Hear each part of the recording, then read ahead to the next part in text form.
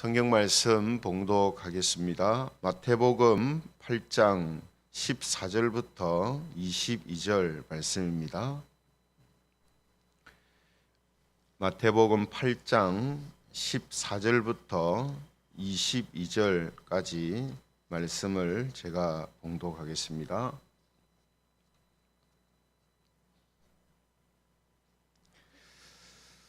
마태복음 8장 14절부터 22절입니다. 14절부터 제가 봉독하겠습니다. 예수께서 베드로의 집에 들어가사 그의 장모가 열병으로 앓아 누운 것을 보시고 그의 손을 만지시니 열병이 떠나가고 여인이 일어나서 예수께 수종들더라. 저물매 사람들이 귀신 들린 자를 많이 데리고 예수께 오거늘 예수께서 말씀으로 귀신들을 쫓아내시고 병든 자들을 다 고치시니 이는 선지자 이사야를 통하여 하신 말씀에 우리의 연약한 것을 친히 담당하시고 병을 짊어지셨도다 함을 이루려 하심이더라. 예수께서 무리가 자기를 에워싸는 것을 보시고 건너편으로 가기를 명하시니라. 한 서기관이 나와 예수께 아뢰되 선생님이여 어디로 가시든지 저는 따르리이다. 예수께서 이르시되 여우도 굴이 있고 공중의 새도 거처가 있으되 인자는 머리 둘 곳이 없다 하시더라. 제자 중에 또 한 사람이 이르되 주여 내가 먼저 가서 내 아버지를 장사하게 허락하옵소서. 같이 읽겠습니다. 예수께서 이르시되 죽은 자들이 그들의 죽은 자들을 장사하게 하고 너는 나를 따르라 하시니라. 아멘. 오늘은 예수님을 따른다는 것, 예수님을 따른다는 것, 이런 제목을 가지고 하나님 말씀의 은혜를 함께 나누겠습니다. 기독교인들은 예수님을 믿고 따르는 사람들이죠. 그렇다면 예수님을 따른다라는 것은 이제 어떤 의미를 가지고 있을까요? 오늘은 예수님을 따른다는 이 의미에 대해서 우리가 함께 살펴보려고 합니다. 본문 14절에 보면 예수님께서 베드로의 집에 들어가셔서 그의 장모의 열병을 고쳐주시는 일을 기록하고 있는데요. 이 사건도 어제 우리가 살펴본 나병 환자를 깨끗하게 하시고 또 백부장의 하인의 병을 말씀으로 고쳐주신 것처럼 예수님이 메시아시고 또 하나님이다라는 사실을 보여주시는 사건입니다. 동시에 하나님 중심의 이 신앙은 이타주의적인 삶으로 나타난다라는 산상수훈의 말씀의 실현을 보여주시는 것이다라고도 말할 수 있죠. 그래서 예수님께서는 말씀으로 귀신들을 쫓아내시고 또 병든 자들을 고치시는 일을 공생애 내내 하고 계셨다라는 것을 우리가 성경을 통해서 알게 됩니다. 그러면 왜 예수님께서는 이 복음 전파를 제1 목적으로 오셨는데 이 병든 자들을 고치시는 일, 또 귀신을 쫓아내시는 일들을 하셨는가 하는 겁니다. 그 이유를 17절을 오늘 본문에서 설명을 해주고 있습니다. 17절에 보시면요. 이는 선지자 이사야를 통하여 하신 말씀에 우리의 연약한 것을 친히 담당하시고 병을 짊어지셨도다 함을 이루려 하심이더라. 그러니까 예수님께서 복음 전파하는 것도 중요하지만 그와 함께 병든 자, 약한 자들을 고치시고 또 도우시는 일들을 하셨던 그 이유가 어디 있냐 하는 것을 오늘 17절에서 설명하고 있습니다. 그래서 이 말씀엔 두 가지 이제 의미가 있는데요. 하나는 뭐냐면 예수님의 이 치유 사역 또 약한 자를 도우시는 이 일들은 메시아에 대한 예언을 이루시는 일이다라는 것입니다. 그래서 구약의 이사야 선지자를 비롯해서 여러 선지자들이 예언했던 그 일이 바로 약한 자들을 도우시고 또 병든 자들을 고치시는 이런 일들을 하실 것이다라는 이 메시아가 이런 일을 하실 것이다라는 그 예언을 이루시려고 하셨다는 거죠.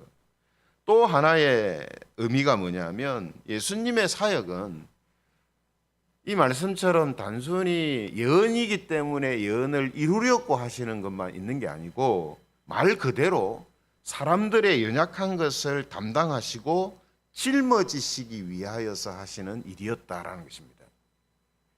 그러니까 영적인 의미에서 우리가 구속사적인 의미에서 메시아에 대한 예언이 약한 자들의 어려움을 짊어지고 병든 자들을 고치시는 것이 메시아이기 때문이기도 하지만 동시에 예수님께서 그들의 어려움과 약함을 짊어지시고 담당하시기 위함이다라는 것도 같은 의미가 이 속에 들어가 있다는 겁니다. 그러므로 예수님의 이제 사역을 우리가 볼 때에 영적인 차원에서 사람들의 영혼을 구원하는 문제만 아니라 육적인 차원에서 어려움과 죄로 인하여서 고통 가운데 있는 사람들의 그 어려움들을 도와주고 해결해주는 이런 모습도 함께 이제 가지고 있었다라는 것입니다. 그래서 우리가 예전에 복음을 전하는 이 선교의 하나의 모토 중에 하나가 뭐냐면 한 손에는 성경, 한 손에는 빵 이렇게 이야기를 했었거든요. 그래서 기독교가 들어가는 곳마다 다 사람들의 생활 자체가 영적으로도 그들의 피폐한 가운데 있지만 육적으로도 상당히 피폐한 가운데 있는 곳이 대부분이었기 때문에 복음을 전하기 위하여 들어간 선교사들이 복음을 전하면서 함께 중요하게 했었던 일이 뭐냐 하면 약한 자들을 돕고 또 고통 가운데 있는 사람들의 어려움들을 이제 해결해 주려고 하는 모습으로 다가갔다는 거거든요. 그래서 병원을 세우고 학교를 세우고 사실은 영혼을 구원하는 복음 전파에 있어서 어떻게 보면 별로 상관이 없는 일이지 않습니까? 예수님만 전하면 되잖아요. 예수님 믿으면 구원받는다고 전하면 되는데 선교사들이 했었던 일이 그들이 먹을 것이 부족하면 그 먹을 것을 해결하는 일들을 도와주고 병에 걸려서 고침을 받을 곳이 없으니까 병원을 세워주고 배우지 못하여서 무지한 상태로 사람들이 사니까 학교를 세우고 이런 모습으로 접근을 해갔단 말이죠. 왜 그러냐면 예수님이 하셨던 사역이 이런 두 가지 형태를 가지고 하셨기 때문이거든요. 그래서 교회가 또 교인들이 구원을 받은 자로서 하나님의 나라 백성으로서 속해서 이 땅에 살고 있지만 그래서 복음을 전하고 또 하나님 나라를 증거하는 이런 삶을 살아가야 하지만 그 속에 함께 있는 것이 뭐냐면 약한 자들의 어려움들을 함께 공감하고 그들의 어려움들을 같이 짊어지고 또 담당할 수 있는 것은 담당하면서 그렇게 나가는 거란 말이죠. 이것이 예수님의 몸된 교회와 교인들이 이 땅에서 보여주었던 모습이거든요. 이게 바로 예수님이 하신 사역의 특징인 겁니다. 그래서 교회는 교회사를 통해서 확인할 수 있는 것처럼 교회가 전하는 복음 전파에 있어서 직접적으로 그것을 방해하거나 또 어떤 예수님을 믿고 구원받는 일에 있어서 그것을 방해하고 또 대적하는, 그래서 생명을 걸고 우리의 삶을 걸어야 되는 이런 부분이 아니라면 교회는 항상 세상의 어려움들을 함께 공감하고 앞장서서 그 어려움들을 해결해 주려고 하는 그런 마음과 태도를 항상 가지고 있었단 말이죠. 그것이 생활의 어려움이든 질병의 어려움이든 또 어떤 재해가 일어나서 일어난 어려움이든 또 어떤 문제든 항상 교회가 그런 자세를 취했다는 겁니다. 그러니까 우리가 이런 부분이 이제 예수님의 사역을 통해서 이제 나타나는 것이기도 합니다만, 우리가 지난번에 산상수훈 말씀을 통해서 살핀 것처럼 천국에 속한 백성들이 이 땅에서 살아가는 하나의 팔복의 성품을 가지고 있는 자들에게서 나타나는 하나의 특징적인 모습이라는 말이죠. 나와 우리만 생각하는 게 아니고 나와 상관없는 이웃들까지도 생각하고 그들의 어려움과 아픔들을 함께 가고자 하는 이런 마음이, 이런 삶이 성도들을 통해서 이제 나타난다는 것입니다. 이거를 지금 예수님께서 사역을 통해서 잘 보여주고 계시는 거죠. 그리고 오늘 본문에서 이제 18절부터 보면 예수님을 따르는 이제 성도들, 또 예수님을 따른다는 제자들, 그들과 관련해서 하시는 말씀이 나오고 있는데요. 이 말씀을 보면 우리가 예수님을 믿고 따른다라는 것이 어떤 의미를 가지고 있는가? 앞서 말씀드린 것처럼 예수님이 하셨던 그 사역처럼 복음을 전하고 또 연약하고 또 병든 가운데 있는 사람들을 도와주고 또 함께하는 이런 모습도 있지만, 또 예수님을 따른다는 것이 어떤 것인가 하는 것을 이 두 사람에 관한 하나의 에피소드를 통해서 우리에게 이제 알려주고 있습니다. 그래서 첫 번째 사람은 이 서기관으로 지금 말씀에서 나오고 있는데요. 이 한 서기관이 예수님 앞에 나와서 19절에 보면은 이렇게 말씀을 하죠. 선생님이여 어디로 가시든지 저는 따르리다, 이렇게 말을 하고 있습니다. 따르겠다라고 말하고 있죠. 그때 예수님께서 이렇게 대답을 하십니다. 예수께서 이르시되 여우도 굴이 있고 공중의 새도 거처가 있으되 인자는 머리 둘 곳이 없다 하시더라. 그러니까 지금 예수님 제자가 되겠습니다, 예수님을 따르겠습니다, 이렇게 말하고 나오는 사람이 있다면 뭐 예수님께서 된다 안 된다 뭐 이렇게 대답을 하셔야 될 거 아니에요. 근데 이상한 이야기를 하신다는 말이죠. 이 말은 무슨 말이냐면 우리가 지금 함께 나누고 있는 것처럼 예수님을 믿고 따르며 예수님이 하시는 사역을 함께 한다는 게 어떤 의미인가 하는 것을 예수님이 가르쳐 주시기 위해서 지금 이런 말씀을 일부러 지금 하시는 거거든요. 일부러. 어떻게 보면 필요도 없는 말이잖아요. 근데 이런 말씀을 하시는 것은 우리에게 바로 예수님을 따른다는 것이 어떤 것인가 하는 것을 가르쳐 주시기 위하여서다라는 겁니다. 그럼 왜 서기관한테 예수님이 이런 말씀을 하셨을까요? 지금 예수님의 말씀을 통해서 볼 때에 서기관이 예수님을 따르려는 이유, 또 예수님을 따르겠다고 나오는 많은 사람들이 어떤 생각을 가지고 나오냐면 예수님을 따르는 것을 통해서 성공하고 부를 얻으려고 하는 이런 마음을 가지고 나오기 때문이다라는 것입니다.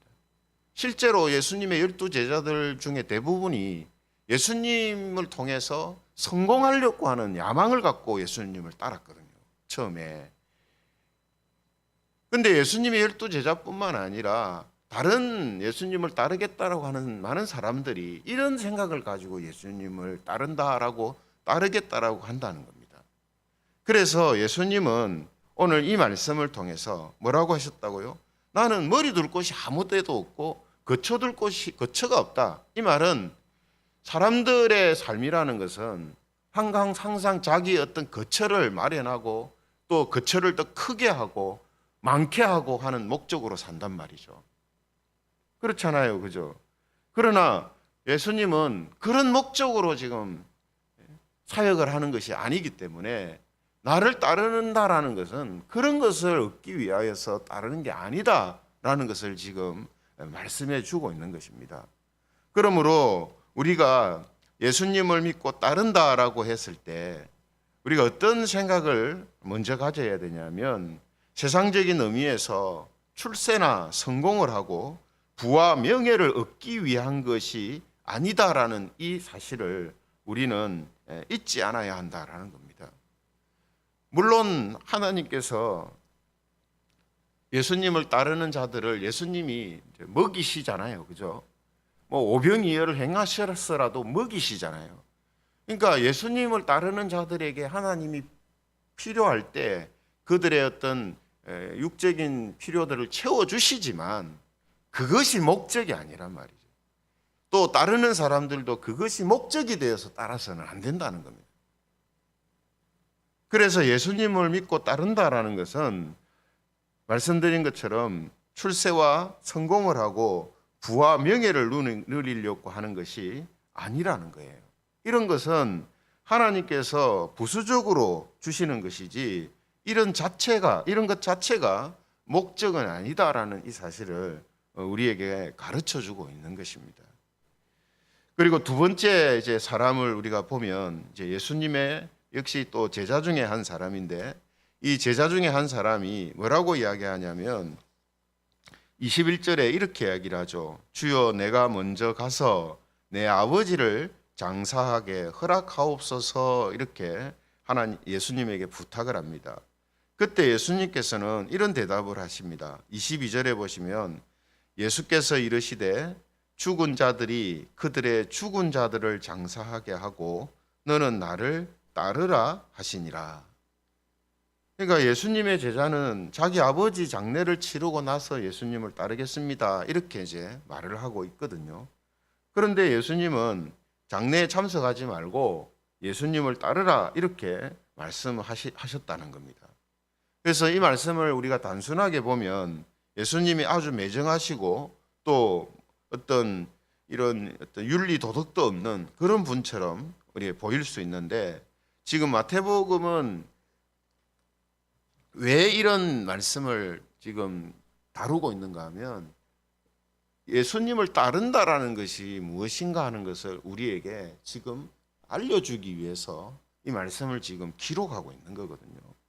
그래서 이 말씀은 지금 천국 복음을 전파하기 위해서 예수님을 따른다라고 했을 때 예수님을 따르는 자들은 일반적인 사람들과 달리 일상의 모든 일보다 복음 전파하는 일에 우선순위를 두어야 한다 하는 사실을 보여주시는 것입니다.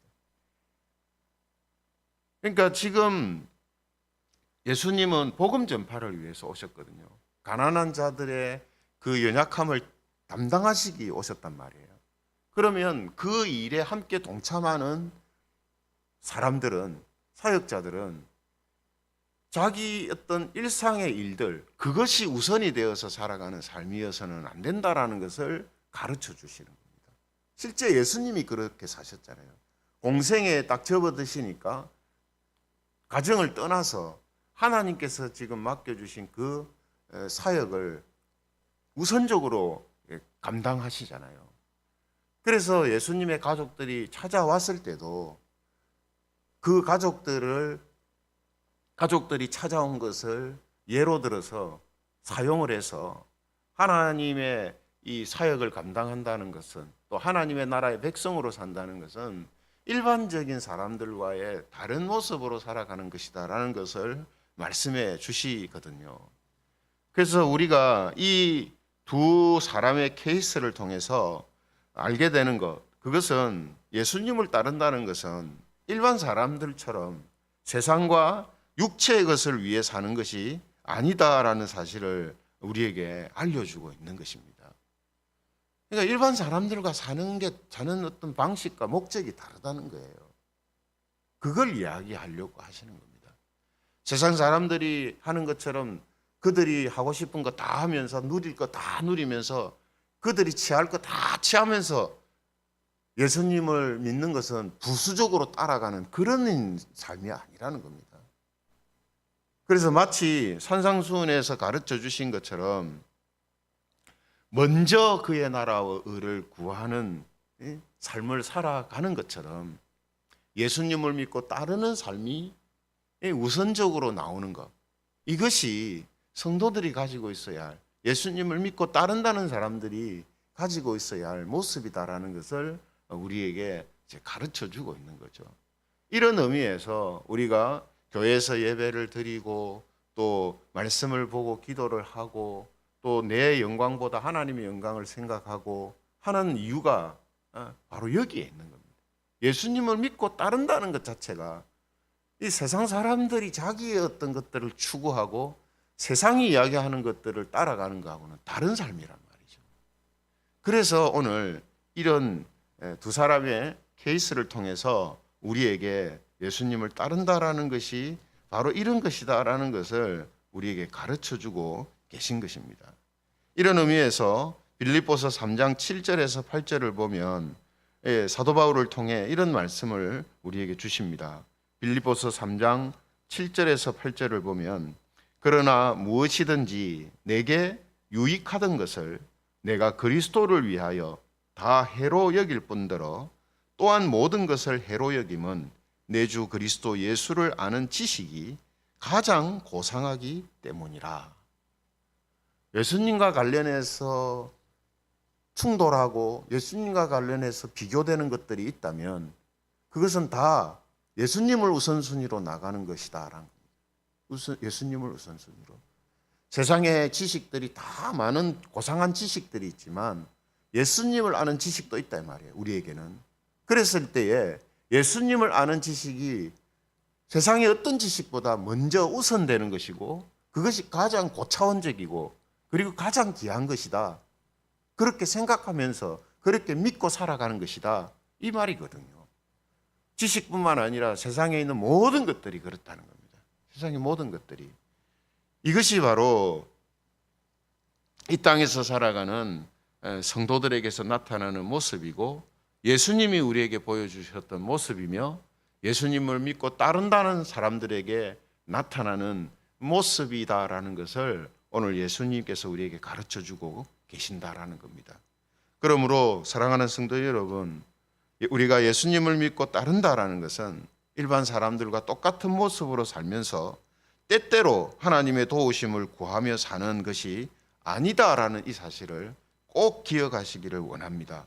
예수님을 믿고 따른다는 것은 일반 사람들과 다르게 팔복의 성품을 가지고 항상 하나님의 나라와 의를 먼저 생각하며 사는 것이고 또 이 세상에 복음을 전하고 또 증거하는 삶을 살아가는 것이며 약한 자들의 연약함들을 함께 담당하고 또 그들을 위하여서 기도하며 살아가는 것이다라는 이 사실을 우리가 기억하고 저와 여러분들이 오늘 하루도 일반적으로 사람들이 추구하는 것을 앞에 두지 않고 예수 그리스도와 복음을 앞에 두고 살아가는 그런 성도들이 되시기를 주님의 이름으로 축원합니다.